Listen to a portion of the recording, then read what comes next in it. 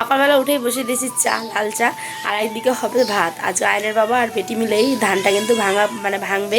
তো আমি চা বসেছি, সাথে ঘুগনি আর মুড়ি খাওয়া দাওয়া হবে। আর এদিকে ভাত বসেছি। চলো এই যে আদা দিব। এটা ছিল আমাদের ধান শুকোনোর তৃতীয় দিনের ভিডিও। আচ্ছা, তোমরা কারা কারা এরমভাবে চা খাও বলো তো? আচ্ছা দাঁড়াও, একটু পরে শেয়ার করছি। তার আগে চলো একটু চটপট করে ভাতটা বসিয়ে দিই, তাহলে কী হবে বলো তো? ভাতও হবে, এদিকে তোমাদের সাথে গল্পও হবে। এখানে আমাদের চা কিন্তু কমপ্লিট। আর এইখানে আমার দেখো বেটি আর আমার আয়নের বাবা মিলে কিন্তু ভালো করে ধানগুলোকে মেলে দিচ্ছিল। কী রান্না করব চিন্তা করতে করতে ছিল একটুখানি মুসুর ডাল, সেটাই করব। আর এদিকে কালো কালো বেগুন, দেখো কালো কালো ছোটো ছোটো বেগুন, একদমই পোকা হয় না কিন্তু খেতে খুব টেস্ট, নরম। তো সেই বেগুন ওরে আর কি ভাজা করব। তো এখানে হাসি মুখে রান্না বসিয়েছি। আর এদিকে দেখো কথা বলতে বলতে ডালটাও কিন্তু সেদ্ধ হয়ে গেল। তারপরে বেটির জন্য চা নিয়ে গেছি। বেটি বলছে কি যে মাই একটুখানি আছে, লেবু আছে তো দে। মানে দেখেছো লোকটা স্নান করে কত কষ্ট, যারা মাটির মানে কি বলবো মাঠে ঘাটের কাজ করে তারাই বোঝে এই গরমটা। বেটি বলছে দারুণ হয়েছে এবার।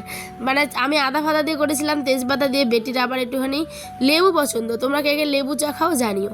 এদিকে ডাল আলু সেদ্ধ একদম আমার কমপ্লিট। আর এরম বরের সাথে আমি আর থাকতে পারছি না, জানো কি বলি বলো তো? আর কত রকম সহ্য করবো তোমরাই বলো। দেখেছো দেখো চিটপাড়াং হয়ে শুয়ে আছে, না নিজে কোনো কিছু করছে না আমাকে করতে দিচ্ছে। ওকে বলছি ওঠো ওঠো, 9টা বেজে গেল। দেখো ওই ধানগুলো মেলে স্নান টান করে এসে আমার রান্নাবান্না কিন্তু এদিকে কমপ্লিট, কোনো মতে উঠছে না। ওই শুয়ে শুয়ে শুধু কী বলে বলো তো, খবর নইলে কোনো আর্টিকেল, এগুলো খালি পড়তেই থাকে।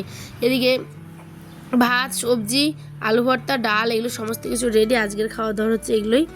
আর ওইদিকে তো দেখতেই পেলে ধানগুলোকে মেলে দিয়েছে। এই যে ধান, এগুলো আমাদের গোটা ধান।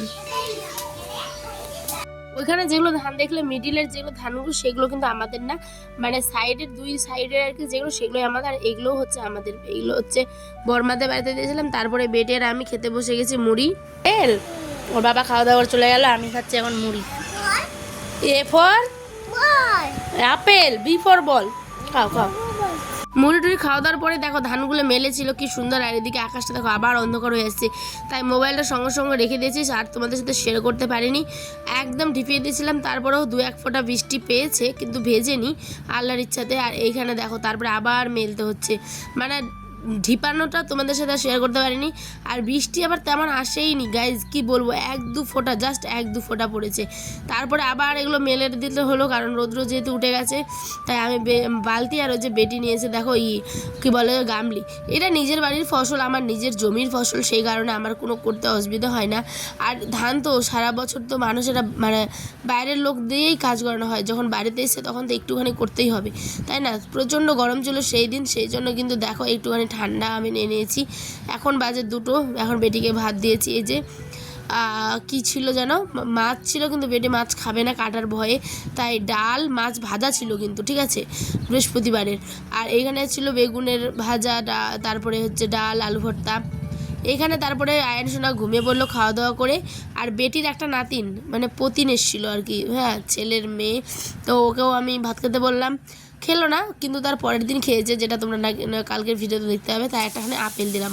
আর রাতের এই যে দেখতে পাচ্ছ রান্নাবান্না, পটলের ভাজা ডিমের তরকারি খেতে বললাম, কিন্তু বেটির জন্য আমি রান্না করলাম, নাহলে আমি আলু পটলের ভর্তার ভাত করতাম, কিন্তু বেটি খেলো না। যাই হোক চলো নেক্সট ব্লগে দেখাবে। বাই, সকলে ভালো থেকো।